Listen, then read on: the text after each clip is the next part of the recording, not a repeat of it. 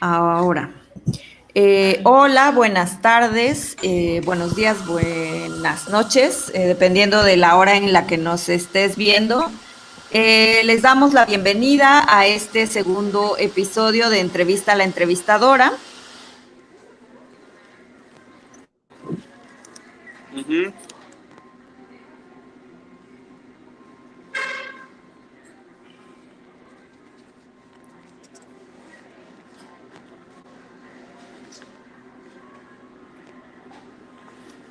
Creo que se... Parece que tenemos algunos problemitas de en la transmisión. Esperamos que ustedes estén viendo correctamente. Ok, todo Eh, bien. entonces, voy a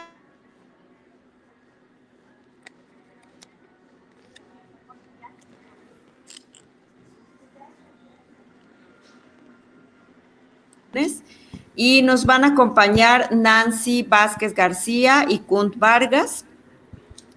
Carolina Vázquez, esperamos que se pueda conectar en unos minutos porque tuvo algunas complicaciones, pero esperamos que llegue hacia la mitad de esta entrevista. Brevemente, presentarles a Kunt. Kunt es músico, estudió arqueología, es un activo promotor de la música de los nuevos ritmos también en Tlahui, en la región, en Oaxaca, seguramente lo han escuchado en muchos conciertos, pero también conoce muy de cerca el trabajo de María del Carmen, tan así que la portada de su libro, de su tesis, que luego se volvió libro, pues es una obra de él. Entonces le agradecemos mucho a Kunt que se haya hecho un espacio antes de una presentación musical que tiene en unas horas, entonces le agradecemos su tiempo.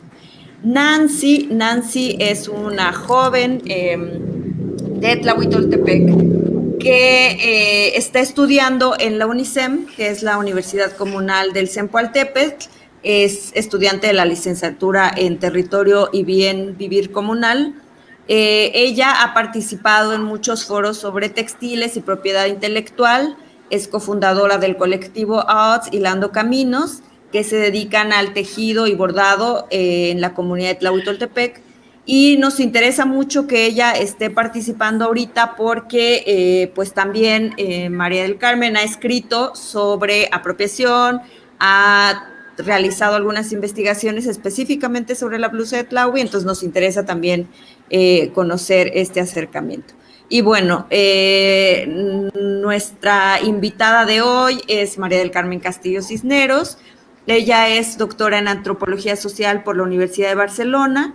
Actualmente es profesora investigadora del INA y miembro del Sistema Nacional de Investigadores. Su tesis sobre ritualidad mije recibió el premio Fray Bernardino de Sahagún a la mejor tesis de doctorado en antropología social en 2015, y de 2001 a 2020 trabajó con pueblos indígenas del estado de Oaxaca, con pueblos tacuates, mijes, mixtecos y zapotecos sobre ritualidad y memoria textil. Trabajó un dictamen antropológico sobre la blusa de Tlahui y actualmente está desarrollando un proyecto que se llama, que seguro voy a pronunciar mal maya, Hay Memoria, Etnografía y Participación Comunitaria en torno al patrimonio biocultural peninsular, en el marco del megaproyecto del Tren Maya, junto con Fidencio Briceño y Pedro Lewin del Centro INA Yucatán. Eh, para los cuates spam, y ya desde hace años, como, bueno, hace poquito, no tiene mucho, pues que ya se mudó a Yucatán, justamente está haciendo esta investigación. Entonces ya un poco a la distancia vamos a escuchar sobre su trabajo en Oaxaca y principalmente su trabajo con pueblos mijes, que en este caso es Tlahui. Pues bienvenido Kunt. Vamos a comenzar esta ronda con Kunz y luego va a seguir Nancy y luego María del Carmen. Y así vamos a tejer esta conversación. Nada más un recordatorio, queridas antropólogas, antropólogos, etnógrafos, investigadores en general sobre pueblos indígenas. Estas entrevistas tienen como fin la divulgación y les pedimos que por favor respeten el espacio y no lo etnografíen. en esta nueva moda de etnografías virtuales. Muchas gracias, bienvenidas, bienvenido. Tienes la palabra, Con. Ok, muchas gracias. ¿Está? Hola, Pame. Pues mi primera pregunta sería, ¿por qué es que te interesó tanto Tlahui? Bueno, antes que nada, muchas gracias por este espacio, que siempre he dicho que esto es más importante que un examen profesional, entrevistarme con los propios pobladores, así que muchas gracias, me emociona mucho. Y bueno, para contestar un poco esta pregunta, igual me voy un poco más atrás, pero bueno, vamos a tratar de Sí, contestarla.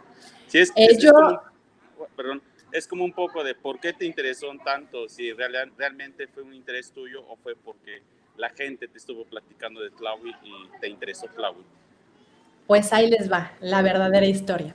Ok, Yo estaba trabajando, bueno, la licenciatura estuve con el pueblo Tacuate y viví un año en el 2000, entre 2002 y 2003, y de eso escribí mi tesis de licenciatura, pero a la vez formaba parte de un proyecto que en ese momento se llamaba Proyecto Nacional de Etnografía de las Regiones Indígenas. Y entonces, digamos que primero estuve en la zona Tacuate, luego estuve mientras hacía bueno, estuve en más municipios, de hecho, haciendo investigación para una temática que era sobre relaciones interétnicas. Y después, cuando estaba haciendo la tesis en Zacatepec, en Santa María Zacatepec, hice algo de trabajo para este proyecto en la zona nada más de la Mixteca, porque era lo que tenía cerca, ya que estaba viviendo en Santa María Zacatepec. Y después el proyecto continuó, entramos mucho más personas a ser asistentes de investigación y entonces también las temáticas cambiaban. Y entonces la temática cambió a prácticas rituales y ahí fue donde, digamos que por acuerdos de los coordinadores y del equipo, se nos asignaron diferentes como áreas del estado de Oaxaca, ¿no? Entonces, otra amiga y yo, otra compañera, Denise Lechner y yo, compartíamos la zona de la Mixteca. Entonces, pues ahí fue como yo propuse, si quieres tú quédate con la zona de la Mixteca y yo cambio de zona de estudio. Y entonces ahí fue donde los coordinadores, que eran Miguel Bartolomé y Alicia Barabas, me propusieron trabajar la zona Mije. Y es ahí donde pues me puse a investigar y Tlahuitoltepec siempre pues era como un gran referente de la zona, ¿no? Entonces, de ahí que empecé a ir a la zona y de hecho mi primer contacto fue en Cermije, que pues cuando me dijeron que iba a ir a trabajar a esa zona e investigar sobre prácticas rituales, hice contacto con Cermije y ahí fue donde conocí a Patti, a tu hermana. Y a través de Patti es como llegué a Tlahuitoltepec y a tu casa. Que bueno, pues la verdad siempre estaré muy agradecida con la familia Vargas Jiménez porque me abrieron las puertas de su casa, de sus afectos y todo su cariño. Y es así como llegué. En realidad, no era parte de una investigación en términos personales, o sea, no era parte, yo no estaba ni siquiera en la maestría ni en el doctorado, sino que estaba trabajando para este proyecto y así fue como empecé a hacer trabajo de campo para la temática de prácticas rituales y después también seguimos, digamos, trabajando las mismas áreas, las temáticas fueron cambiando, entonces después trabajé la temática de cosmovisión y mitología y después el chamanismo. Y de ahí que cuando empecé a hacer la maestría, pues ya teniendo un caminito andado, decidí seguir con ese tema y seguir haciendo mi investigación en Tlahuitoltepec en particular y en la zona Mije en general. Esa es la verdadera historia. muy buena historia. Y bueno, nada más por agregar, llegué a casa esto ya es algo más personal, pero llegué justo a casa de Facundo, de su mamá, y en ese entonces, Facundo, estabas en la prepa, me parece, ¿no? En el Sí, último año de VICAP. último año, sí. Ajá, y entonces, pues muy amablemente Facundo decidió compartirme su habitación y a cambio yo hacía las labores de lavar los platos que a él le tocaban. Muy buena, muy buena. muy buen trueque. Exacto. Y ya por ahí estabas interesado en la arqueología, me acuerdo muy bien. Sí, así es, justo eso. Pues no sé cómo sigue, si yo sigo haciendo las preguntas, cuál es la dinámica Sí, o quién va. pues no sé si quieren ir alternando Yo, o no sé. yo creo que sí, alternando. Entonces, pues que vaya Nancy. Ajá. Va, pues qué historia, ¿no? Que al final uno llega a los espacios, a los territorios, sin pensar que se puedan construir justo estos vínculos, ¿no? Y justo la primera pregunta tenía pues mucho que ver un poco para saber como la historia, cómo llegaste a Tlahui, por qué te interesó, pero tal vez abonar a esta pregunta, ¿por qué Tlahui y por qué escribir? Bueno, ahora entiendo, ¿no? Como un poco que es por un proyecto, pero el haber escrito sobre ritualidad, sobre pues todos estos temas de cosmovisión, em, ¿qué pudiste encontrar como justo un desafío, ¿no? Que uno pues de los temas que nos interesan es como saber los desafíos a los que tú te enfrentaste y también pues a cosas buenas, ¿no? Como justo esta relación ahora de años de amistad con la familia en Tlahui, pero sí saber un poco eso, ¿no? Como cuál fue el reto, el desafío al haber escrito principalmente sobre ritualidad. Pues mira, justamente llegué a hacer trabajo de campo para el tema de ritualidad y porque, bueno, lo poco que había leído, sabía que había una vida ritual bastante rica. Nunca imaginé lo maravillosamente rica que era, pero pero bueno, ese fue como este primer acercamiento. Entonces yo sabía que había como muchas ceremonias que iban al cerro, que se hacían ofrendas, en fin, ¿no? Eso era algo que había leído y que además me había sido de alguna manera comentado en Oaxaca, ¿no? Se hablaba de eso, la misma Patti me lo había dicho.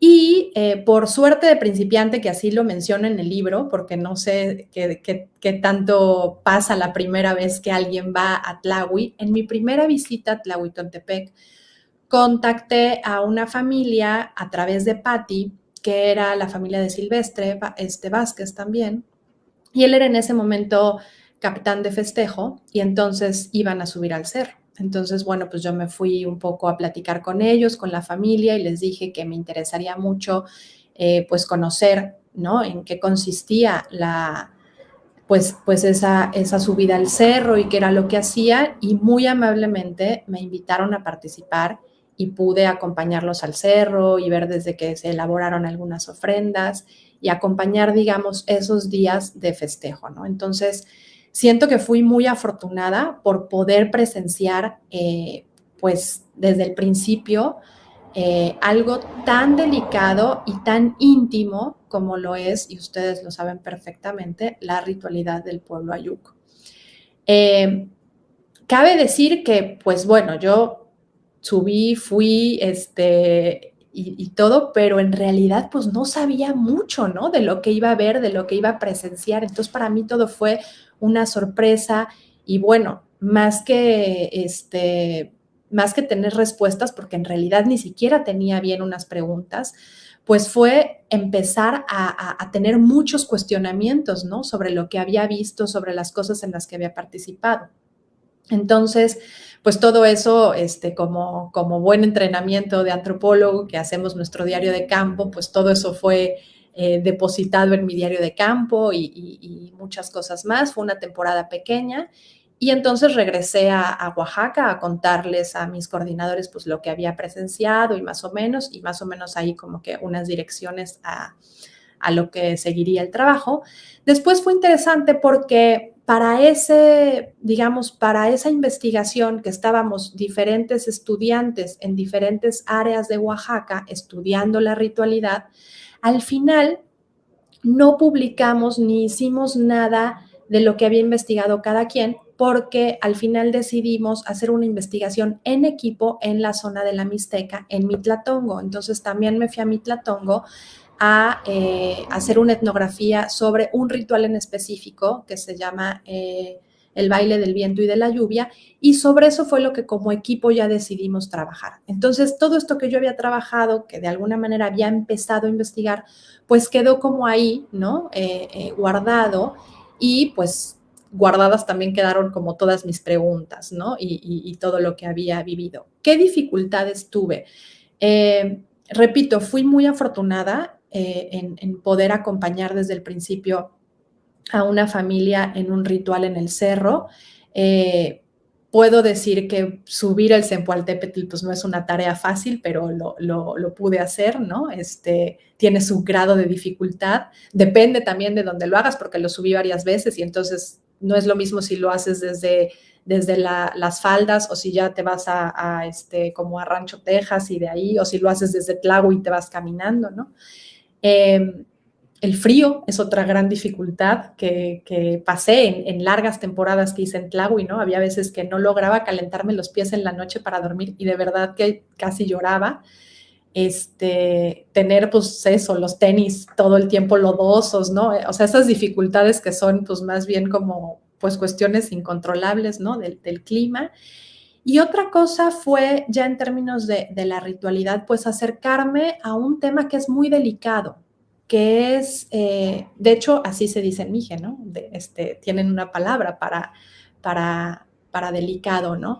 Y pues justamente tratar de ser como muy respetuosa, de comunicar muy bien. Evidentemente, desde el principio de mi investigación me fui a presentar con las autoridades, conocía yo a algunas personas, la misma Epi, la mamá de Kunt, pues me presentó a personas y les explicó qué es lo que estaba yo tratando de investigar, en fin. Fue en ese sentido, la verdad, que fui pues muy afortunada, me abrieron las puertas, conocí a personas que desde el principio fueron muy amables, entre ellos Pepe Díaz, Palemón Vargas, gente del SECAM, la misma Caro Vázquez, ¿no? Que también tuve como largas pláticas con ella.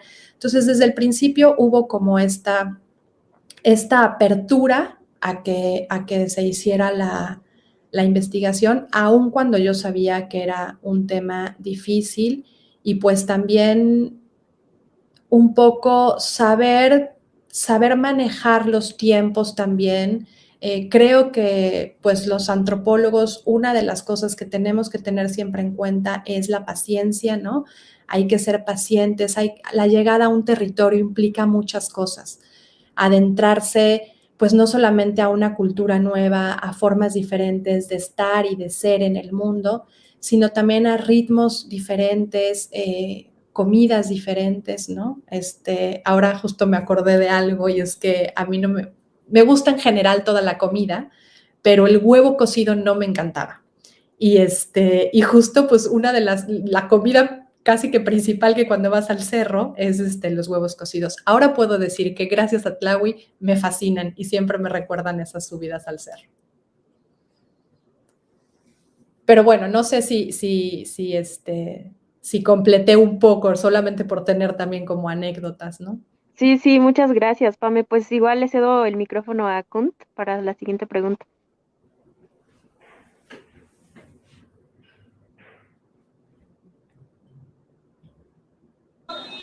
¿Me toca? Sí. Bueno, ¿me escuchan? Sí. Ok. Fíjate que creo que tengo un problema. No sé si es mi celular, pero no escuché la pregunta que te hizo Nancy. Pero bueno, ya más o menos la entendí, lo que respondiste. Yo te preguntaría, Pame, de toda esta experiencia, digamos, desde el enfoque antropológico, desde esta idea de que el investigador, de que el antropólogo está observando, el antropólogo está viendo, el antropólogo está analizando, más allá de ser antropólogo, hubo un momento en que eras tú misma y estabas prácticamente, no te diste cuenta y estabas dentro de algo, como convivir con la cultura mije. ¿Llegaste a ser totalmente tú misma o todo el tiempo trataste de mantener un margen, como debo de diferenciar lo que es un antropólogo y lo que ya no es ser un antropólogo, ¿no? Entonces, mi pregunta sería más o menos hacia eso, ¿no? Todo el tiempo fuiste antropóloga cuando estuviste en Tlahui, cuando viviste todas esas experiencias y otra cosa, de todo eso lo que viste, ¿te ha servido en algo? Digamos, como los rituales, como el respeto, no sé, lo que todavía en ese tiempo creo que viviste más cosas, porque siento que Tlahui ha cambiado un poquito hoy en día, pero en ese momento de tu primer contacto con Tlahui y toda esa experiencia que tuviste, personalmente te ha ayudado en algo, te ha generado algo o te ha hecho pensar de otro modo después de estar ahí en Tlahui? Ay, Uch, qué pregunta tan buena. Y además me toca mucho el sentimiento y que me la hagas tú también me parece algo muy interesante.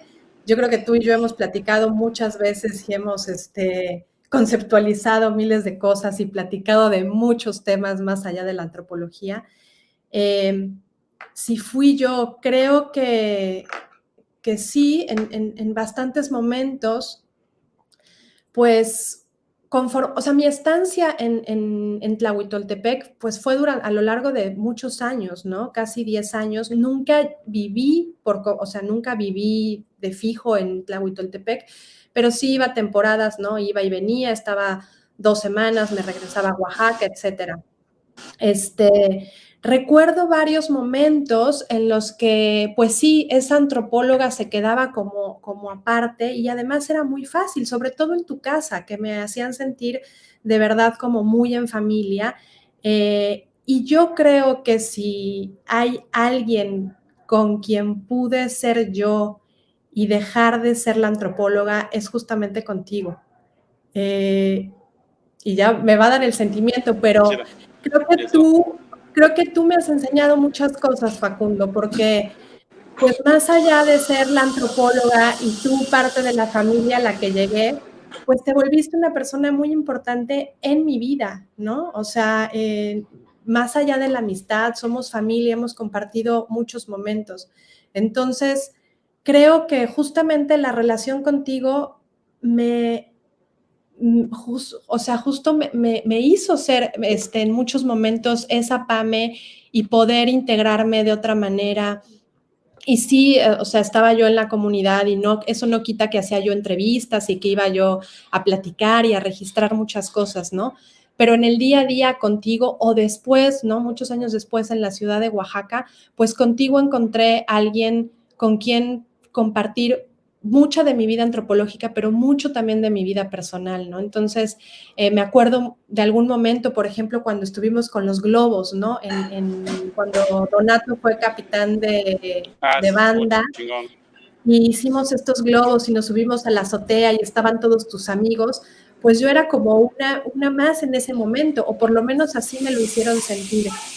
Tomaba las fotos y registraba, pero por otro lado me decían, pásame el papel y a ver, echa el no sé qué, ¿no? O por ejemplo en las fiestas también, me acuerdo justamente en esa fiesta que también nos fuimos en la noche a casa de no me acuerdo quién, a bailar, iba tu mamá, iba tu sobrina muy chiquita, y entonces fui caminando con ellas de noche y llegábamos cansadas y teníamos que lavar un montón de platos para el otro día, ¿no? Esos momentos, pues era más Pame que ser una antropóloga. Entonces creo que sí, justamente las fronteras, sin dejar de ser esa antropóloga, podía ser yo y pude también, pues de alguna manera, conformar unas relaciones que siguen vigentes hasta hoy día y que lejos de desaparecer han crecido. Entonces, eso creo que deja mucha satisfacción personal. Ahora, en términos de aprendizajes, siempre lo diré, y no porque esté ahorita en una entrevista, porque lo he dicho en corto a muchas personas, para mí el pueblo Mije ha sido un gran maestro. O sea, los Mijes han sido la escuela de mi vida, ¿no? En diferentes momentos, tanto desde la investigación de cuestiones de chamanismo, ritualidad y cosas muy específicas, como enseñarme también al respeto y a la forma en que se establece un diálogo con comunidades y con pueblos originarios, por ejemplo, ¿no? Muchas de las cosas que yo aprendí o conceptos que yo aprendí de alguna manera, al estarlos platicando con ustedes, aprendí que tenían que ser tratados de diferente manera, ¿no? O sea, yo sí llegué a Tlahuitoltepec hablando de grupos étnicos, ¿no? Y después de mucho tiempo es como, pues, grupos étnicos tienes, ¿no? No se identifican para nada, ¿no? Se habla de pueblos, se habla de otras cosas. Entonces, me parece que pues han sido una gran escuela que me ha puesto, una gran escuela a nivel personal, pero una gran escuela a nivel antropológico, que me ha hecho siempre eh, revisar conceptos antropológicos, cómo los aprendemos y cómo en el campo estos se transforman, o cómo muchas veces no están a la par de lo que en los pueblos se está trabajando, de lo que los pueblos están discutiendo.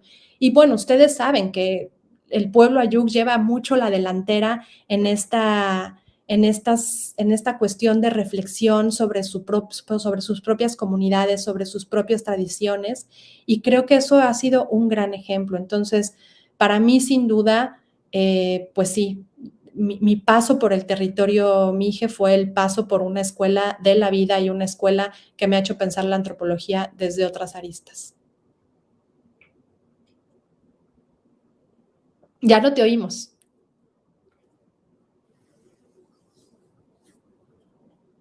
Está apagado tu micrófono, Kunt. Sí, cuenta, súper bien. Oh, muchas gracias, Tom. Pues creo que va Nancy. Va. Sí, bueno, yo tenía igual unas preguntas como relacionado a lo que has escrito con el tema de textiles. Entonces, pero escuchando ahorita la conversación, yo creo que me viene a la mente una pregunta en el que hubo un momento de todos ese tiempo que estuviste en Tlahui, que en el que tal vez pudiste incluso como llegar a decir, No quiero escribir de esto, ¿no? Por todo lo que se vive y por todo lo que nos platicas ahorita, ¿no? Como de la experiencia, el haber estado pues en esta familia y en justo espacios que son muy importantes y también por ende muy delicados, ¿no? Como es ir al cerro, hacer toda la ritualidad y la ofrenda. Y por eso me surge como esta duda si hubo en algún momento en el que incluso ya no quisiste escribir de lo que estabas tal vez viendo, escuchando, aprendiendo. Ok. Sí, es muy buena tu pregunta también y me pone a pensar mucho. Yo creo que, pues a lo largo de estos 10 años, más o menos, tuve diferentes etapas, ¿no? Una etapa en donde todo era nuevo, todo era pues sí, como acercarme al conocimiento, como tratar de descifrar muchas cosas, mucho registro, ¿no? Hasta tengo como mis libretas, ¿no? O sea, veo los diarios de campo de un año y de otro año y son muy distintos, ¿no? Y entonces esos primeros años, pues fue eso, ¿no? Como de estar absorbiendo todo lo que podía ver. Sin duda, luego yo caía misma en la cuenta que que preguntaba lo mismo 20,000 veces, ¿no? A muchas personas y entonces han de haber dicho, esta nomás no da una, ¿no? No aprende, que ya le dijimos. Y fue muy interesante porque justo creo, o sea, ahora con el paso del tiempo, creo que los mijes, ¿no? El pueblo ayuco, por lo menos en Tlahuitoltepec, me dejaron claro desde la primera vez quiénes eran, ¿no? O sea, somos estos que subimos al cerro y hacemos esto, ¿no? O sea, no había más cosas atrás. Bueno, sí las había, pero en realidad fue como muy claro, ¿no? Y yo fui la que le di como muchas vueltas. También es cierto que en algún momento me sentí que ya no estaba como encontrando nada nuevo, que no estaba teniendo como respuestas que buscaba, ¿no? Que como que sentía que avanzaba un paso, pero iba 3 para atrás, ¿no? Justamente cuando tratas de escribir y cuando empiezas a tratar de poner orden a todo lo que has visto, ¿no? Me di cuenta que, y eso seguramente nos pasa a muchos antropólogos o a muchos pues a gente que hace investigación, que a veces vas como con unas preguntas muy específicas o pensando en un tema muy específico y que después te das cuenta de todo lo que te falta, ¿no? Igual sabes algo, por decirlo en otros términos, a lo mejor sabía yo algo de sexto de primaria, pero me faltaba saber cosas de primero de primaria, ¿no? O sea, me di cuenta que, por ejemplo, en términos de chamanismo, sabía yo todo este proceso de cómo alguien se convertía en un shemavi, ¿no? Me habían sido narrados muchos sueños, en fin, tenía yo todo un discurso alrededor de eso, pero de pronto no sabía cómo se concebía una persona ayuk, ¿no? O cómo es que lidiaba con este territorio, ¿no? Entonces tenía yo que ir como para atrás. Muchas veces sentí eso, ¿no? Que ya había llegado a un punto, pero me tenía que regresar. Eso me pasó varias veces. Otro momento importante fue cuando decidí aprender la lengua ayuk. A ver, no crean aquí el público que soy un hablante de ayuk, sé algunas palabras, sé muy poco, ¿no? O sea, balbuceo y muchas de las cosas que sé, pues están relacionadas al tema de la ritualidad, al tema de la cosmovisión, al tema del territorio, ¿no? Y a lo mejor un plato de frijoles me cuesta mucho trabajo pedirlo, o sea, algo de la cotidianidad.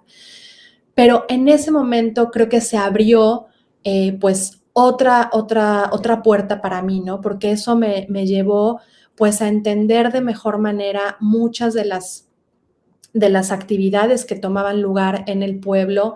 Me ayudó a acercarme mucho a la gente. También creo que al ver un esfuerzo por entender la lengua y por tratar de comprenderla, aunque fuera muy incipiente, pues de alguna manera demostraba también que mi interés iba más allá de solamente andar preguntando y sacar información, ¿no? Entonces, ese fue otro momento y en el que le estoy totalmente agradecida a Raquel porque fue mi maestra y bueno, con mucha paciencia y con mucho cariño me enseñó muchas cosas, porque además Raquel es antropóloga también, entonces, pues de esta manera podía, o sea, como que yo le preguntaba ciertas cosas, ¿no? De significados y ella me ayudó a comprender, por ejemplo, mucha parte del lenguaje ritual, de estos difracismos que existen en el mije y que significan, que son 2 o 3 palabras y significan otro concepto a la vez, ¿no? Entonces, con ella estoy siempre muy agradecida y parte de mi trabajo de investigación, pues toda esa parte lingüística fue apoyada por Raquel.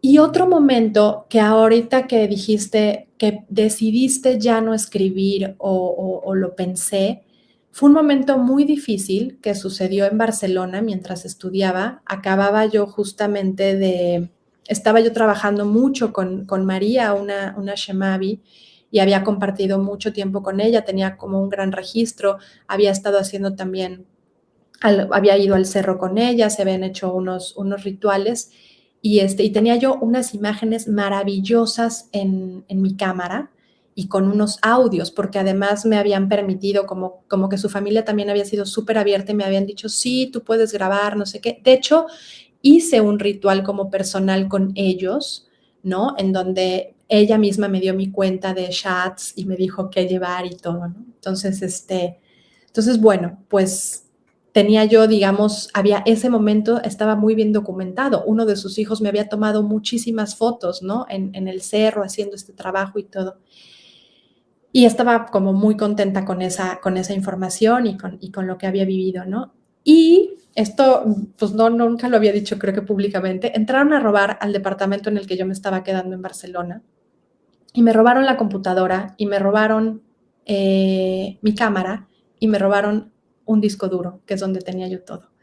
Entonces, en ese momento entré como, pues, en shock, porque no lleva, o sea, era parte de la tesis, estaba empezando con el doctorado, ¿no? Entonces tenía parte de la información ahí, y sí fue un momento como muy, muy difícil, porque dije, ¿qué va a pasar, no? O sea, todo lo que ya tenía, ahora cómo lo regreso. Tenía yo mails que había mandado a mi directora por ahí, ¿no? Y podía yo ir recuperando. Y en algún momento pensé como, esto pasó porque justamente esas fotos y eso que yo había registrado, que había sido como un momento muy especial, lo que pensé fue, eso tal vez no tiene que ser visto. Eso tal vez no debe salir, no debe exponerse, ¿no? Y lo viví como, pues ya, bueno, ya qué remedio, ¿no? Pero de alguna manera siento que fue un suceso que me hizo repensar mucho qué quería contar y cómo lo quería contar, ¿no? Entonces, de pronto dije, bueno, a lo mejor estas fotos eran sumamente íntimas, a lo mejor estaban retratando algo que no es el momento, no es el momento de que vea la luz, o no soy yo quien debe sacarlo, ¿no? Entonces, como que fue un alto que me llevó como a plantearme muchas cosas, además de llorar porque había perdido mucha información. Pero bueno, pues justamente sí fue un momento en el que dije, ¿qué escribo, no? ¿Para quién lo escribo? ¿Qué estoy escribiendo? Y qué finalidad tiene esto, ¿no?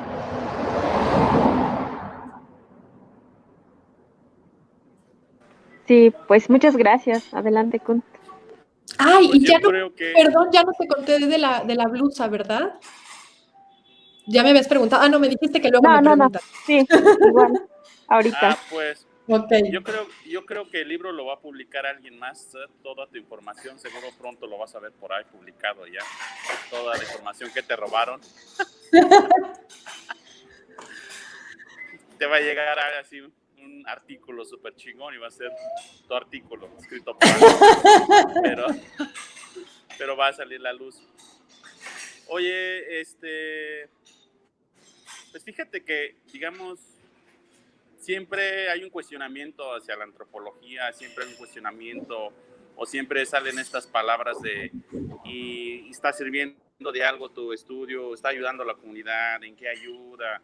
Todas estas preguntas que siempre se hacen, ¿no? Yo creo que esas son las clásicas, las comunes que todo el mundo te va a hacer, porque te va a decir, ¿qué haces acá en esta comunidad? ¿En qué nos va a ayudar? ¿En qué nos va a beneficiar? Y yo entro de yo como retomando esas cosas, yo diría, más allá de la investigación que hiciste en Tlahui, más allá de todos sus procesos, realmente la antropología, ¿en qué sentido podría estar ayudando a una comunidad? ¿O cuál es la importancia de recolectar información, de registrar rituales, de registrar muchas cosas hacia la sociedad, ¿no? Hay realmente, no sé cómo podría decirlo, hay realmente algo que esté generando algo a la sociedad, porque siento que en sí la antropología, desde toda la historia de la antropología, siempre ha sido así, ¿no? No ha tenido realmente un impacto directo hacia la sociedad, no necesariamente Tlahui, sino otras, X sociedad. Y para ti mi pregunta sería, ¿tú crees que todos estos estudios, todos estos registros han servido a la comunidad o más bien sirve a un círculo académico, a un círculo antropológico, a un círculo que está haciendo etnografía, que está haciendo un registro de las comunidades, que está haciendo X registro? ¿Tú qué piensas? ¿Que ha funcionado más a las comunidades, hacia la comunidad, o ha funcionado más a este gremio de intelectuales, de antropólogos, de lectores, pues no sé, que les gusta leer esto de las comunidades y rituales y todo eso? Pues mira, es una pregunta que yo me hago todos los días y a cada rato, ¿no?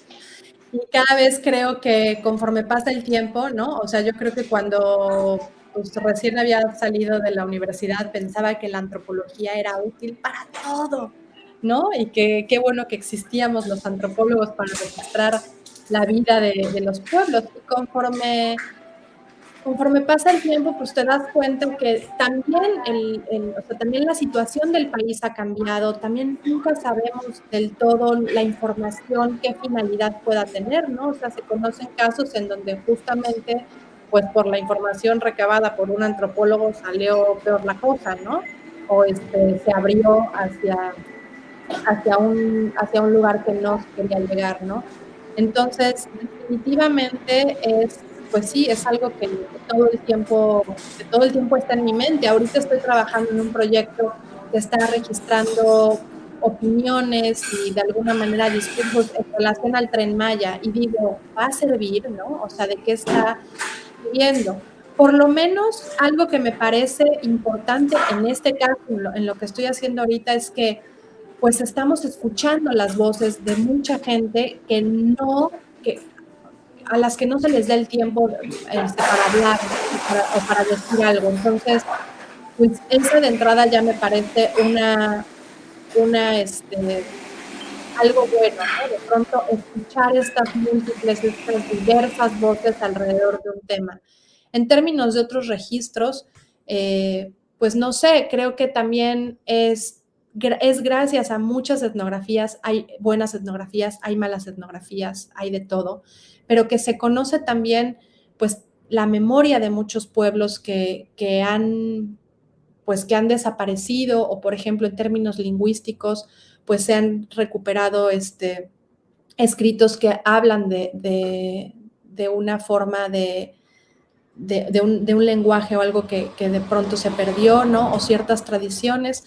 O puedo tener el ejemplo, por ejemplo, también hace rato lo mencioné de Mitlatongo, ¿no? En Mitlatongo, justo cuando hicimos esta investigación sobre la danza del viento y de la lluvia, después de hacer un año estuvimos trabajando haciendo etnografía y después como equipo fuimos a grabar un documental, que es un documental que salió en la serie Orígenes de Lina y duraba aproximadamente 28 minutos, se presentó en el pueblo y después de muchos años, después de unos, no recuerdo ahorita bien, 6, 7 años, ese pueblo sufrió unas fracturas en el territorio, hubo como una inundación, justamente se abrió el terreno, se creó una laguna y los pobladores de ese pueblo tuvieron que ser relocalizados, ¿no? Santa Cruz Mitlatongo, y se fueron a otro lugar.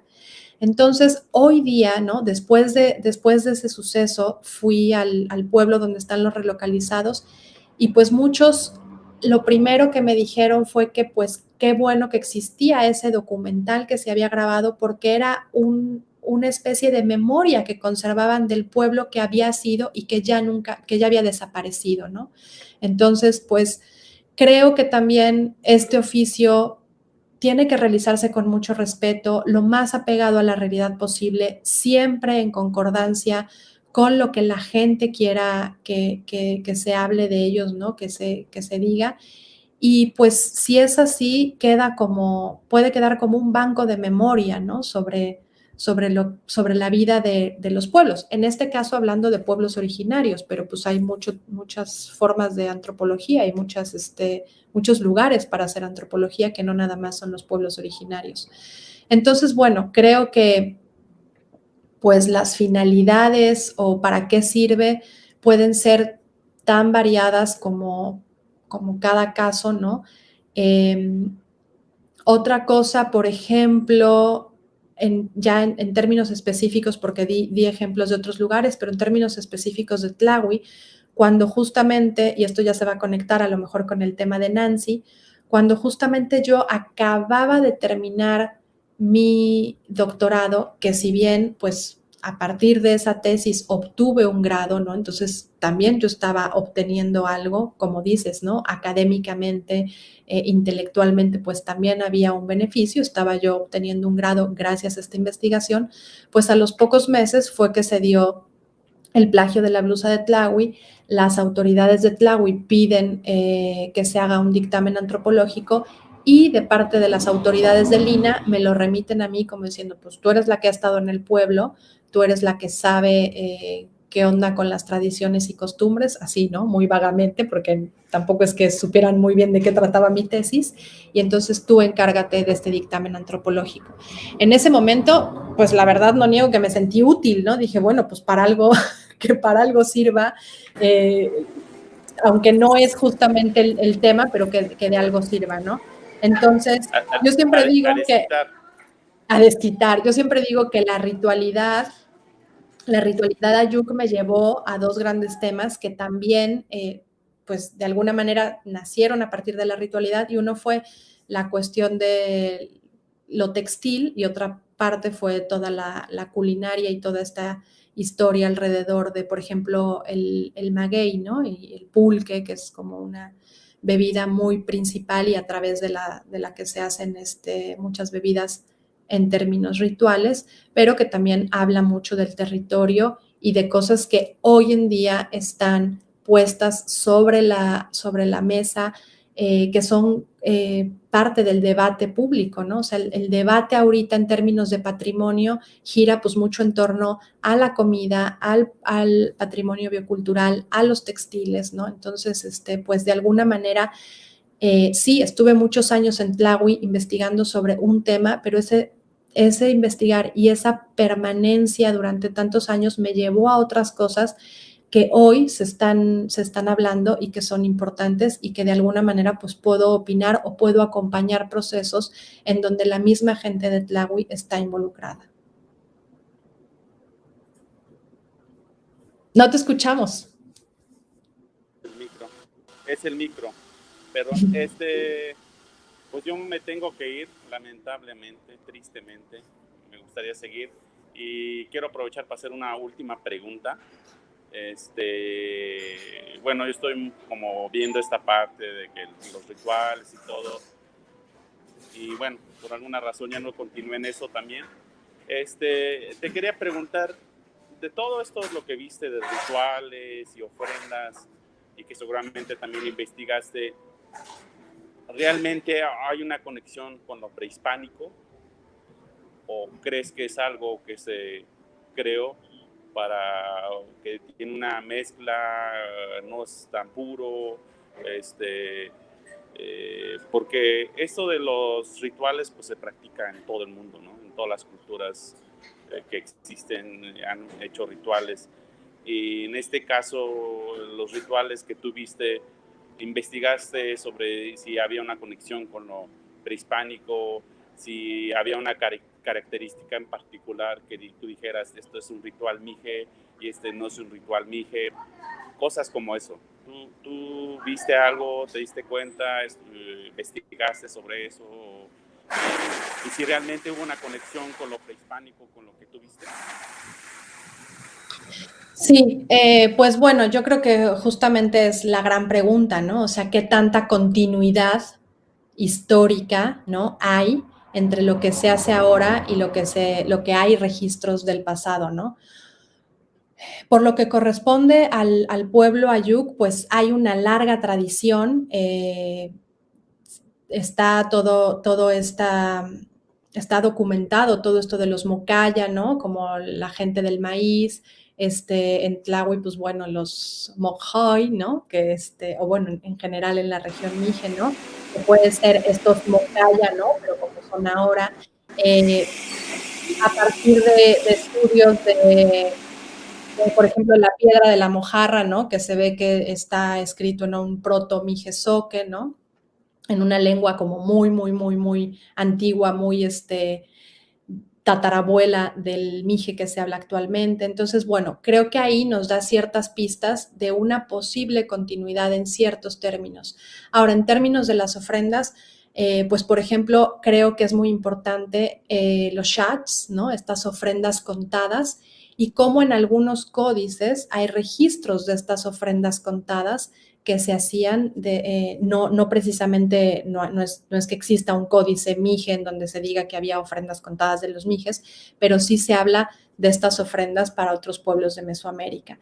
Entonces, bueno, creo que hay que meternos mucho más a hacer como un estudio muy detallado para ver en realidad qué tanto de estas formas actuales abrevan de un pasado que no solamente pertenecía a la tradición Ayuk, sino que a lo mejor es mucho más general, puede ser mijezoque o en general más mesoamericano, ¿no?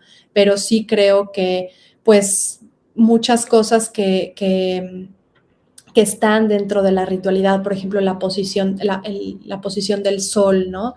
La posición de los cerros, los puntos cardinales, cuestiones como dónde cae la cabeza de un gallo o de un guajolote cuando lo sacrificas. Esas cosas yo creo que han formado parte de una forma de estar en el mundo que es muy antigua, sin duda. Súper bien. Bueno, Y yo creo que ya con último, justo hablando y que van a tratar lo de la blusa, que ya no voy a estar, pero porque, digamos, es un poco de pensar, porque, digamos, a veces se piensa, o piensa uno que tanto el ritual, tanto la lengua, hay una conexión, hay una raíz, pero por ejemplo, yendo totalmente a otro tema como esto de la blusa, digamos, hay características de la blusa que realmente estén conectados con, con un estilo justo como llamamos protomijezoque. Digamos, en mi caso yo no he visto iconografías que aunque estuvieran muy cerca o similares a lo que es hoy, lo que tiene los símbolos hoy en día las blusas. Entonces, para mí sería, digamos, ahora que vayan a hablar de las blusas, realmente hay una conexión también iconográfica de la blusa con estos sitios arqueológicos como la Estela de la Mojarra, o con los Mocaya, o con los Olmecas, o con inclusive hay piezas que se han encontrado en Tlahui y parte de la Sierra Mije. Hay una iconografía que se esté relacionando o una mínima iconografía que esté mostrándose de que, sí, mira, hay un elemento que justamente seguimos usando en la blusa de Tlahui. A diferencia como Cotzocón, que Cotzocón yo veo tienen elementos más olmecas, tienen estas aves, tienen más características que son muy particulares y tienen una clara conexión que sí, hay una como esta, que está ligado pues históricamente, se ve que hay elementos como estos los de Cotzocón con la cuestión olmeca. Entonces para mí sería como con la blusa de Tlahui hay una conexión iconográfica, hay elementos que pueden decir estos de la tradición mije, esto viene de allí, se nota por tales elementos y esto. Es una pregunta, no sé si puedo contestarla porque en realidad, bueno, se me ocurren muchas cosas al momento. Decir antes, nada más quiero poner la gran portada de El Rey de la Iconografía, que eres tú. Eso, sí. Entonces, pues sé por qué va la pregunta, ¿no? En términos, por ejemplo, de cuestiones arqueológicas, ¿no? Que es un poco más a lo que tú refieres, o cosas que se han encontrado, ¿no? Petroglifos o eso, pues no existe una relación, hasta donde yo sepa, directa con la iconografía empleada hoy día para la blusa de Tláhuac. Sin embargo, me parece que, aunque sí es importante y en muchas prendas textiles sí está muy detallado eso, como podría ser, ahorita me estoy acordando en las fajas de este lugar, de Jaliesa, por ejemplo, alguna vez trabajé un tipo de greca que me dijeron, es que esa greca la recuperamos y puede ser que pertenezca a este petroglifo que tenemos a las afueras, ¿no? Y me llevaron a conocer el petroglifo y era muy parecido a esta greca que estaban recuperando al hacer sus fajas, ¿no? Entonces ahí es como una asociación directa.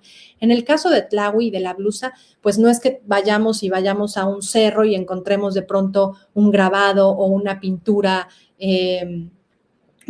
mural que diga, pues ahí está justo el sol o está la montaña que está en la blusa. Eso, hasta donde yo sé, no se ha encontrado. Sin embargo, es importante mencionar que la blusa tiene una iconografía de elementos que son importantes para en la vida actual del pueblo de Tlahuitoltepec. O sea, uno puede ver en la blusa, y eso Nancy sabrá mucho más que yo, por ejemplo, la asociación con los caminos, la asociación con el maguey, que como bien dije, no el maguey, pero sí el pulque que es obtenido de ese maguey forma parte fundamental de las bebidas tradicionales de la ritualidad mije. Están también señalados los cerros, están señalados muchos elementos que forman parte de la vida diaria y del paisaje y de lo que demuestra un territorio compartido. Entonces, no hay a lo mejor referencia hacia algo arqueológico, porque también no tenemos conocimiento tan claro de un sitio, por ejemplo, arqueológico en Tlahui, o de una referencia. Yo me acuerdo de justamente un recorrido que hice contigo, Kunt, en Jaltepec, que fuimos a ver los que probablemente podían haber sido sitios arqueológicos mijes. Y pues eso como que no está todavía muy descubierto o probablemente no lo hay porque se trató de sociedades que eran mucho más móviles o más nómadas y no establecieron conjuntos ceremoniales. O sea, queda ahí algo arqueológicamente muy importante por hacer. Me parece que había una chica arqueóloga en ese tiempo en el que yo estaba en Tlahui, Angélica Rivero, que hacía arqueología mije, y valdría la pena preguntarle si hay algo de iconografía presente en ciertas estructuras, si es que las hay, que remitan a algo mije, y no necesariamente pues va a ser algo de Tlahui, ¿no? Probablemente, o sea, porque tenemos diferentes tipos de blusas en toda la región, ¿no? Tenemos, como bien dices, en Cotzocón, que hay un uso más del telar, por ejemplo, y que hay representaciones de serpientes, y que en Tlahui, por ejemplo, pues no, la blusa no es de telar, ¿no? Es más bien una blusa bordada a máquina, pero sí con elementos que hoy significan algo y que han significado durante un buen tiempo algo para la comunidad. Creo que ya se fue.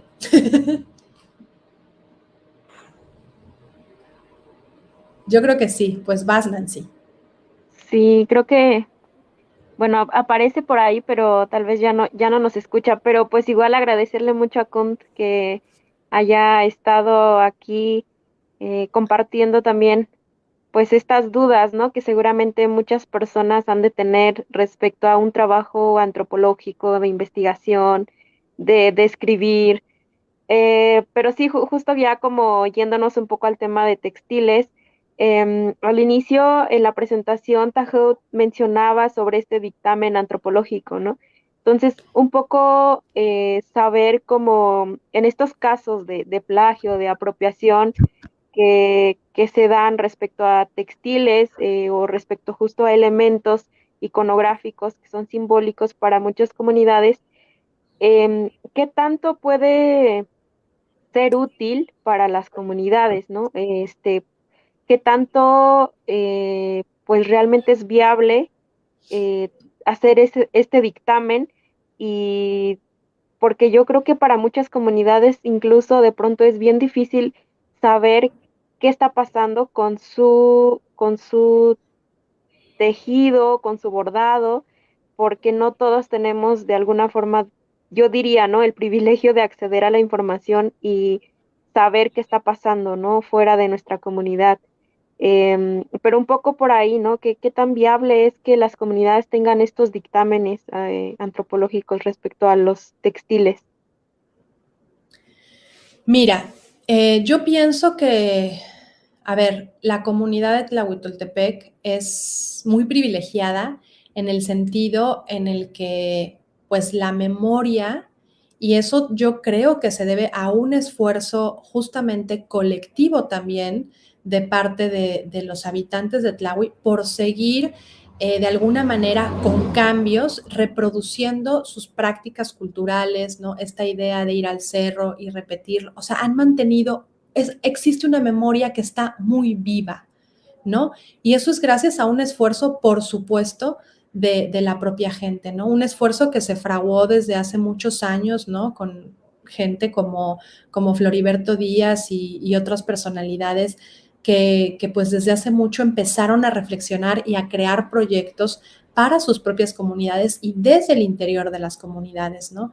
Entonces, el esfuerzo, por ejemplo, de tener una escuela de música desde hace más de 40 años como el SECAM, el bachillerato, el BICAP, que es uno de los modelos de bachillerato comunitario, creo que han sido esfuerzos que dejan ver cómo ha sido un tema importante en Tlahuitoltepec mantener esta memoria viva de quiénes son, cómo han sido y hacia dónde se proyectan al futuro. Entonces, bueno, en esos términos, pues me acuerdo que cuando se suscitó lo de la blusa de Tlahui, pues las autoridades fueron muy claras, se creó, pues se convocó asamblea, fueron cosas que fueron trabajando de manera, pues, muy específica y era algo que les importaba, ¿no? Entonces, bueno, tan es así que solicitan este dictamen antropológico y cuando esa petición llega a mis manos, yo sí sabía con quién, o sea, bueno, sabía cómo era más o menos el pueblo de Tlahui y sabía un poco, pues, que no iba a ser una tarea fácil, ¿no? Y sobre todo que pues bueno, así como a mí me habían dado puerta abierta a muchas cosas, a muchos temas, no era un momento para decir también a nivel de medios todo lo que yo sabía o todo lo que me habían contado de lo que era la cultura y la vida en Tlahuitoltepec, ¿no? O sea, podía yo saber muchas cosas sobre cosmovisión, sobre ritualidad, sobre mitología, pero la pregunta era, ¿es el momento de compartirlo? ¿Es el espacio en donde se tiene que compartir esto? Y ahí por eso traté de ser lo más cuidadosa y lo más respetuosa posible y lo dialogué con gente de ahí y de hecho lo estuve dialogando con gente, bueno, como Ta, como Cés, con mucha gente de ahí y yo les pedí, bueno, a mí esto es una petición que se hizo y yo estoy, digamos, al frente de hacer esto, pero quiero saber hasta dónde es posible, o sea, hasta dónde se puede decir qué y qué no es necesario decir, ¿no? Entonces, creo que ese fue un trabajo, pues, muy de estar de acuerdo con la comunidad, no estoy hablando que participó toda la comunidad, pero sí diferentes representantes, ¿no? Hasta dónde era, o sea, ¿por qué para un dictamen antropológico yo tenía que decir cómo alguien se volvía chamán? Pues no tenía nada que ver, ¿no? Entonces, ¿qué cosas sí podían alimentar ese dictamen y ser un buen sustento para la defensa de esa blusa y qué otras cosas no eran necesarias aún que se hubieran investigado y aunque se supieran, ¿no? Entonces, creo que ese fue un momento muy interesante de diálogo y yo siempre diré que para mí un momento clave también, que fue muy emocionante en términos antropológicos y en términos personales, fue justamente cuando se suscitó el plagio de la blusa de Tlahui y yo vi llegar al Museo Textil de la ciudad de Oaxaca, a las autoridades agrarias y a las autoridades municipales para tener un posicionamiento frente a lo acontecido. Eso me pareció de una relevancia extrema, ¿no? O sea, cómo la comunidad se hacía cargo y hacía frente a una situación que de alguna manera les estaba afectando a todos, ¿no? Cómo daba la cara. Eso, pues, no sucede en todas las comunidades, como tú bien lo has dicho. Y como también lo has dicho, no todas las comunidades tienen esta memoria tan viva de lo que significa su tradición textil, por hablar de la tradición textil y no de otras cosas, ¿no? Pueden ser paisajes rituales, otros tipos de elementos bioculturales, ¿no?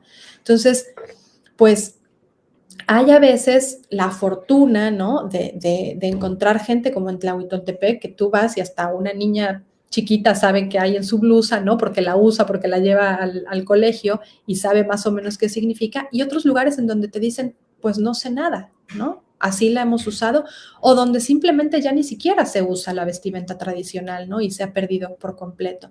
Entonces, eso, pues son factores que también, de alguna manera, influyen en la elaboración de un dictamen, en cómo se establecen los mecanismos para la defensa de algo y en cómo la misma gente de una comunidad pues decide hacer frente a algo. Esa es la fuerza que ha tenido Tlahui. Y aún con esa fuerza que tiene Tlahui y con esa organización y que puede haber desacuerdos y todo, pues también han seguido sucediendo los plagios, ¿no? O sea, fue el de Isabel Marant, pero luego se volvió como la blusa más plagiada por todo mundo, ¿no? O sea, ya hay hasta un recuento que justamente lo hicieron en el Colmix, ¿no? De los diferentes momentos del plagio, ¿no? O sea, esto no ha parado, ya parece como hasta broma, así es como otra vez la misma, ¿no? Pero bueno, creo que ahí sí corresponde pues a las autoridades y o sea, que si realmente ya se hizo una ley, ¿no? Pues echarla a andar y también no hacer, que esto siempre me ha parecido importante, no hacer caso omiso a lo que se ha trabajado al interior de los pueblos indígenas de México. Yo estuve con muchas veces y o sea, bueno, estuve en el posicionamiento del 2015, pero luego hubo uno en el 2016, luego hubo uno en el 2017, apenas hubo otro posicionamiento, ¿no? O sea, es un tema que ha estado en la mesa de las distintas autoridades que año con año suben al poder en Tlahuitoltepec. Entonces, es un trabajo que han venido haciendo desde 2015. Que eso se tome en cuenta y que las autoridades sepan de ese trabajo y actúen en consecuencia a lo que desde los pueblos se ha decidido. Eso me parece que es lo más importante, porque si partimos de tabula rasa como si no existiera nada, pues me parece que es una falta de respeto y sobre todo, pues un no querer ver lo que al interior de los pueblos y de las comunidades se trabaja en asambleas, se trabaja en cooperativas, se trabaja en colectivos y demás personas que están teniendo acciones y un posicionamiento político al respecto. Sí, muchas gracias, Pame. Creo que aquí nos podemos ir de largo, seguir platicando sobre el tema de los textiles, porque justo así como somos tan diversos en las comunidades, pues también existe una diversidad. Y yo creo que, pues, justo hablando de cómo se ha visto este tema de la protección, de que hay una ley y cómo no la estamos adoptando en las comunidades o que incluso no la conocemos o que no sabemos que ya existe, cómo funciona, qué tanto puede ser útil y viable en nuestra comunidad y en nuestro contexto y en nuestra realidad, ¿no? Y que así como en el 2015 sucedió, sigue hasta el día de hoy, ¿no? Incluso podría decir hasta ayer o antier que se dio otro caso de plagio. Y de este lado, como lo hemos visto nosotros también, como un poco porque conozco pues, el tema sobre pues, la propiedad intelectual colectiva, cómo es que también tú ves ahora que tal vez un poco como qué cambios ha habido del 2015 hasta hoy, ¿no? Como un poco con el tema de la blusa, que yo creo que en realidad no ha habido mucho y que sí es bien complicado poder, pues, em, tener algo muy sólido, ¿no? Como justo porque siempre hay un cambio en la comunidad misma, ¿no? Siempre estamos en constante movimiento, pero un poco saber, ¿no? Cómo tú desde esta parte de la investigación, de haber escrito sobre el caso de la blusa, em, y tal vez un poco también como qué expectativas tenías tú al momento de escribir sobre el caso del plagio de la blusa de Tlahui. Bien, yo creo que hay muchas cosas que me surgen, ¿no? Trataré de ordenarlas. Una es, efectivamente, creo que hay un antes y un después de lo sucedido en 2015, ¿no? O sea, este plagio a la blusa de Tlahui detonó un maremoto y ya no hay vuelta atrás, ¿no? O sea, se empezó a destapar la cloaca y empezó a haber casos en todos lados, empezó a haber mucha más vigilancia también desde la sociedad, desde los pueblos, hacia pues lo que forma parte de su patrimonio. Y eso me parece una cuestión pues positiva e interesante. No quiere decir que antes no hubiera no hubiera plagios o no hubiera de alguna manera estas formas de extractivismo, las ha habido desde siempre, pero creo que a partir del 2015 y de esto que sentó Tlahui como antecedente, pues ahora está como en la mira de todos, ¿no? Lo triste es que desde la gente que tiene el poder, pues no se hayan logrado hacer realmente cambios. Ahora, con la ley, con la reciente ley de protección al patrimonio cultural de las poblaciones indígenas y afromexicanas, uno pensaría que, bueno, que va a haber mucha más protección, que de alguna manera el gobierno va a tomar cartas en el asunto. Y lo triste es que vemos que hay una ley y es como siguen pasando estas cosas y todavía se siguen cometiendo atropellos, ¿no? Con lo que forma parte del patrimonio de los pueblos. Y es como ya de pronto es así como de verdad, así no hay, o sea, se hace tan descaradamente, ¿no? Entonces, en esos términos podría yo decir, pues no, pareciera que no ha avanzado, ¿no? En esos términos, la protección. Por otro lado, está esta parte que habrá que ver qué tanto esta ley, en realidad, más que una protección, lo que promueve es la mercantilización también de este patrimonio, ¿no? Y eso es un aspecto que pues no se ha consultado con los propios pueblos, ¿no? Que no se les ha explicado en realidad qué es lo que significa. Leer esa ley, yo la he leído varias veces y hay muchísimas cosas que no entiendo. Hay muchísimos términos súper amañados en un lenguaje desde el derecho, ¿no? Que tiene que ir construyéndose la ley así y entonces se respalda en otro artículo y ese artículo se respalda en otro artículo.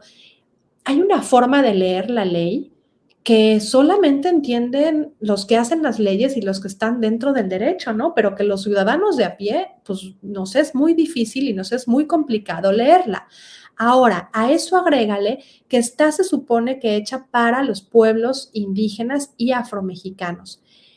¿Qué traducciones hay? O sea, ¿se sabe de ya traducciones de esa ley a lenguas indígenas?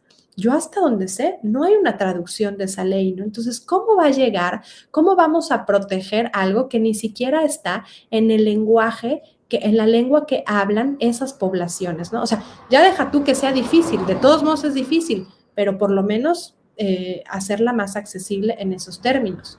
O sea, si realmente el gobierno tuviera un interés en que esta ley estuviera al servicio de los pueblos, pues poner, no sé, el ABC de cómo leerla más fácil, de qué es lo que debes hacer, generar los mecanismos, pero todo está como muy, muy, muy, muy raro, ¿no? No sabemos bien a quién dirigirnos, a quién no dirigirnos, a quién compete. No sabemos si ya se creó ese comité o ese, no me acuerdo ahorita el nombre, consejo como consultivo que iba a haber, ¿no?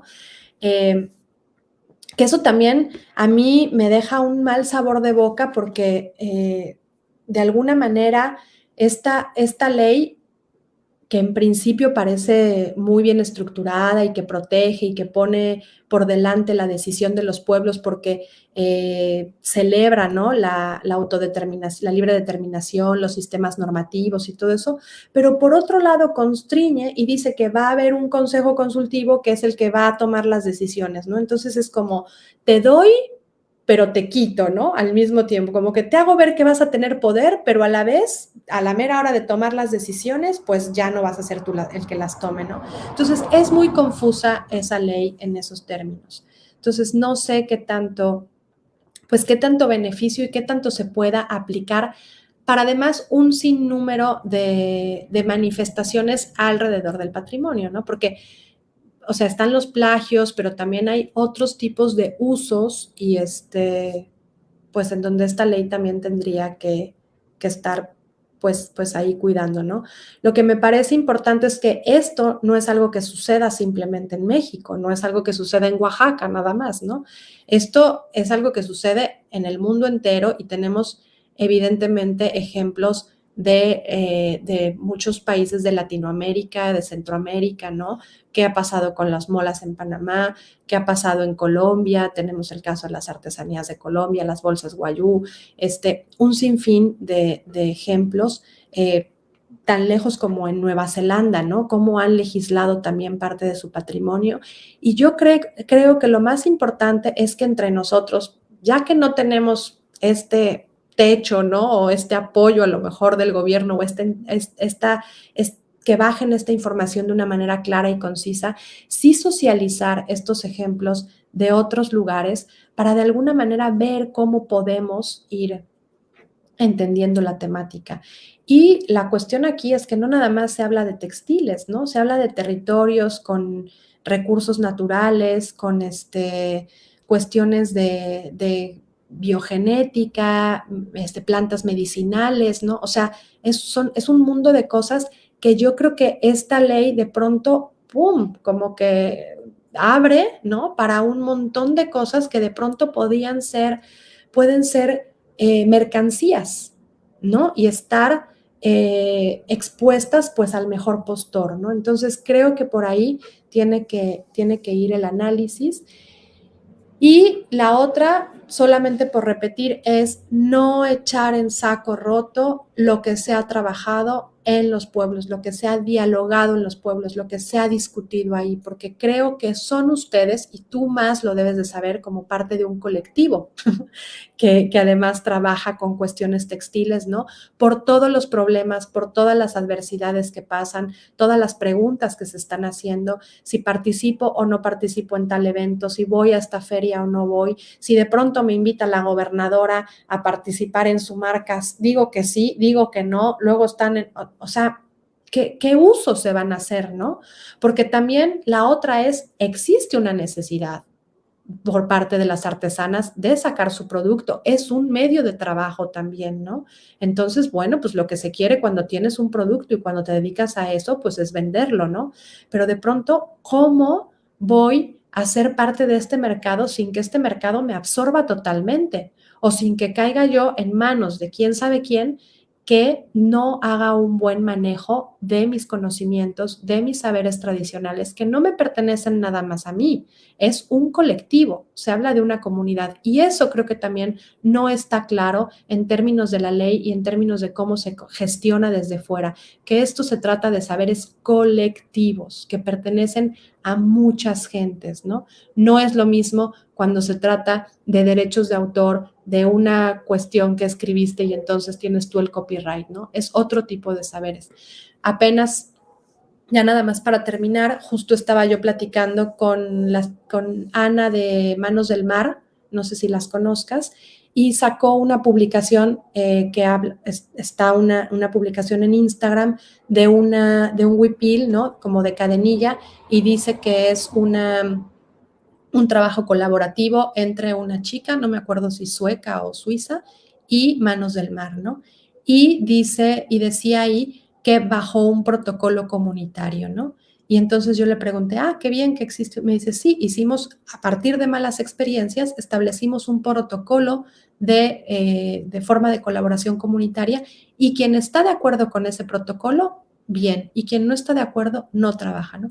Me parece que son cosas a las que se ha orillado a los colectivos, a los artesanos, pero que me parece que también son buenas medidas para establecer de aquí en adelante las formas en las que se quiere trabajar y evitar así, pues, atropellos, plagios, robo de saberes y de información. Sí, pues todo un tema hablar de textiles y yo creo que también un poco retomar lo que ya decíamos hace un momento sobre cómo hay elementos que justo tienen que ver con el territorio, con pues todo este conocimiento sobre la biodiversidad, sobre cómo nosotras nos entendemos y nos concebimos con la relación en nuestro territorio, en la naturaleza y todo este tema de ritualidad y cosmovisión. Pero bueno, solo para ya ir cerrando, preguntarte si todos estos textos que tú has escrito, bueno, particularmente con Tlawi, con con todas estas diferentes pues temáticas, ¿no? Tanto de la ritualidad, tanto de textiles, si podemos encontrarlos en la comunidad, cómo accedemos a ellos, si dentro de la comunidad ha habido un espacio en el que se puedan conocer estos textos, y bueno, más o menos por ahí, y pues agradecerte mucho y gracias a Ta también por el espacio y qué gusto conocernos aunque sea en la virtualidad. Dios Cujuyup, Nancy. Mira, para decir nada más un par de ideas, yo también tuve la oportunidad y regreso a los diferentes momentos de mi trabajo de investigación, tuve la gran oportunidad de dar clases en la licenciatura de Educación Media Superior en Alotepec, entonces estuve ahí colaborando un semestre y para mí también fue súper importante poder ser parte, ¿no? Pues de una vida en algún momento comunitaria a través de dar clases a alumnos de diferentes regiones de Oaxaca, pero en territorio ayuk. Eso para mí también me dio como pues otro panorama. Y justamente una de las cosas que ahí viví fue ver la falta, empezamos a dar clases en una escuela que apenas si tenía ventanas, no teníamos ni pizarrón, y dábamos clases, escribíamos como sobre papelógrafos que pegábamos en los vidrios y entonces así no se transparentaba. Y teníamos una biblioteca pequeñísima, ¿no? Y bueno, pues conseguir bibliografía era súper difícil. Y una de las cosas que ahí me di cuenta es que de pronto, sí, a una u otra hora los alumnos iban al cibercafé del pueblo, ¿no? Y entonces ahí pensé y dije, por aquí va la cosa, ¿no? O sea, si cada vez va a haber más acceso a Internet en las comunidades, lo que tenemos que lograr es que esta información sea de libre acceso y gratuita y de descarga gratuita, ¿no? Entonces, eso como que me marcó mucho. Esa es una de las razones por las que a la hora de publicar el libro lo decidí hacer con esta editorial, y es porque el libro es de descarga gratuita. Si quieren luego pongo el link o no sé cómo pasarlo, porque bueno, es en Redars Publicaciones y de ahí salen muchas y te vas como a pero si quieren luego en las redes les puedo subir, ahorita no tengo el link, pero es de descarga totalmente gratuita. También tengo un par de artículos que están también, uno está en un libro también del Redars, entonces es también de descarga gratuita, otro está en una revista que es también de descarga gratuita. Y pues también me gustaría mencionar que algunas de los artículos que he escrito no los he escrito sola. Un artículo justamente que se publicó en un libro coordinado por Laura Romero, está escrito junto con Facundo, que es sobre chamanismo, entonces ese artículo lo escribimos juntos. También hace un año más o menos salió un artículo en Arqueología Mexicana que escribí con Raquel, que es sobre el Moch, y bueno, pues que siempre estoy abierta a colaborar con ustedes en todo lo que sea, en todo lo que sea posible. Es un ejercicio que me gusta mucho y que además creo necesario para establecer el diálogo, pues, entre personas de la comunidad y personas de fuera. Entonces, pues yo siempre estaré abierta para trabajar conjuntamente. He tenido la fortuna, también trabajamos juntas Tonan y yo en Cuadernos del Sur, y fue un trabajo súper rico también. Pues como les dije, también Facundo hizo la portada de mi libro. Julio César hizo los mapas, ¿no? Que es yo siempre le he dicho que quiero que sea el cartógrafo de mi vida. Y también Jazz me hizo un gran prólogo para el libro. Entonces, pues para mí eso es fundamental, hacer trabajo conjunto con las personas de las comunidades y de los pueblos a donde estemos haciendo estudios. Listo, pues muchas gracias, Pame. Nos estaremos viendo seguramente con más frecuencia, a ver qué podemos ir haciendo. Sí, pues muchísimas gracias, Dios Jujuyuk, Migugde.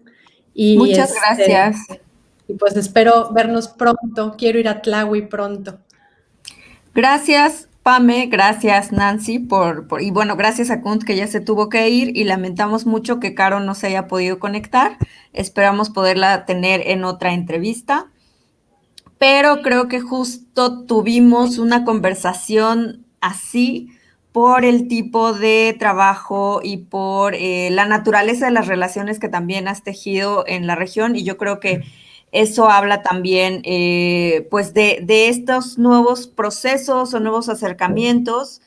Jazz y yo estábamos intercambiando algunos mensajes de, tenemos muchas preguntas, pero nos interesaba también al Colmix invitar a estas nuevas generaciones de personas que están reflexionando, que están desde otros puntos de vista también acercándose a estos temas y cuestionando, complejizando esta práctica de la antropología, ¿no? Porque como decías, y creo que es algo muy importante, Tlahui o muchos pueblos mijes son de alguna forma una escuela donde muchas antropólogas, muchos antropólogos han tenido ciertas experiencias que esperamos hayan modificado ciertas prácticas colonialistas o neocolonialistas que ya sabemos cuáles son, ¿no?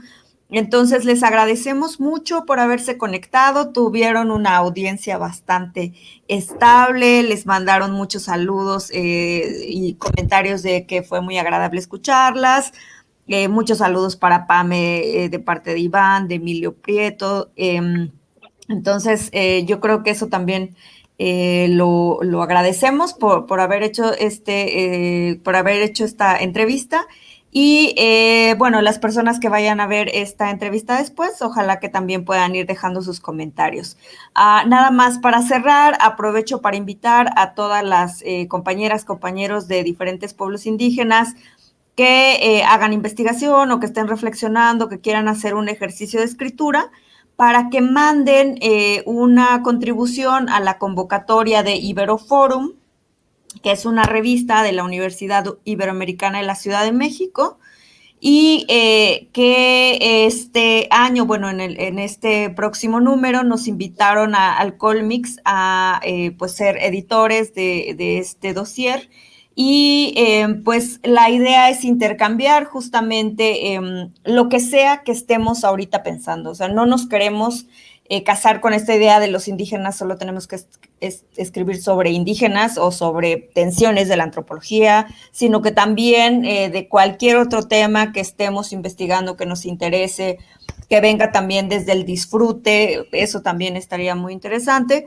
Entonces, ojalá que puedan revisar la convocatoria. Ahorita se las vamos a dejar también en este chat de YouTube.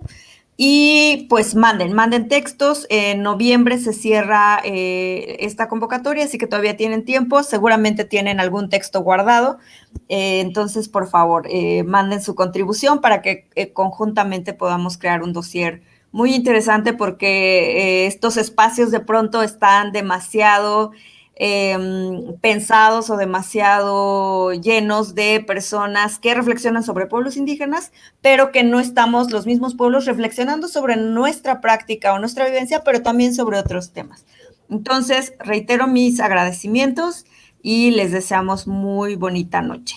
Muchísimas gracias. Gracias. Y felicidades también por este ejercicio. La verdad que me parece un ejercicio fundamental que ojalá se replicara pues entre muchos pueblos y entre muchos investigadores, porque me parece que es necesario hoy día y fundamental para saber cómo vamos a proyectar y a seguir haciendo investigación tanto de los pueblos indígenas o, como bien mencionaba Ta, los pueblos indígenas haciendo investigación de otros ámbitos más allá de su propia cultura. Entonces me parece fundamental este ejercicio y felicito al Colmix siempre. Gracias, Pame.